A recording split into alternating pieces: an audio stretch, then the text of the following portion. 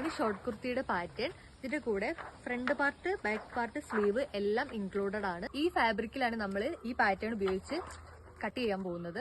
അപ്പോൾ നമുക്ക് വീഡിയോയിലോട്ട് പോകാം. പാറ്റേൺ ഷീറ്റ് ഉപയോഗിച്ച് ഫാബ്രിക് കട്ട് ചെയ്യാനുള്ള ഈസി ആയ 2 മെത്തേഡ്സ് ആണ് ഞാൻ കാണിക്കുന്നത്. ഈ പാറ്റേണിൽ സീം അലവൻസ് ഓൾറെഡി ഇൻക്ലൂഡഡ് ആയതിനാൽ എക്സ്ട്രാ മെഷർമെന്റ്സ് ഒന്നും ആഡ് ചെയ്യേണ്ട ആവശ്യമേ ഇല്ല. First method fabric fold cutting ആണ്. ഫ്രണ്ട് പാർട്ട് കട്ട് ചെയ്യാം.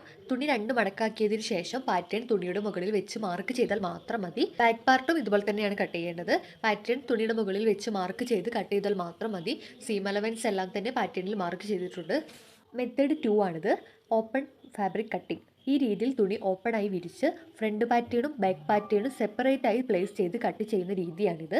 നമുക്ക് വളരെ ഈസി ആയിട്ട് തന്നെ ഇത് കട്ട് ചെയ്തെടുക്കാൻ പറ്റും. ഏത് രീതിയിലാണോ നിങ്ങൾക്ക് ചെയ്യാൻ എളുപ്പം ആ രീതിയിൽ നിങ്ങൾക്ക് ചെയ്യാവുന്നതാണ്. എല്ലാ ടൈപ്പിലുള്ള പാറ്റേൺസും അവൈലബിൾ ആണ്. എല്ലാ സൈസിലുള്ള പാറ്റേൺസും അവൈലബിൾ ആണ്.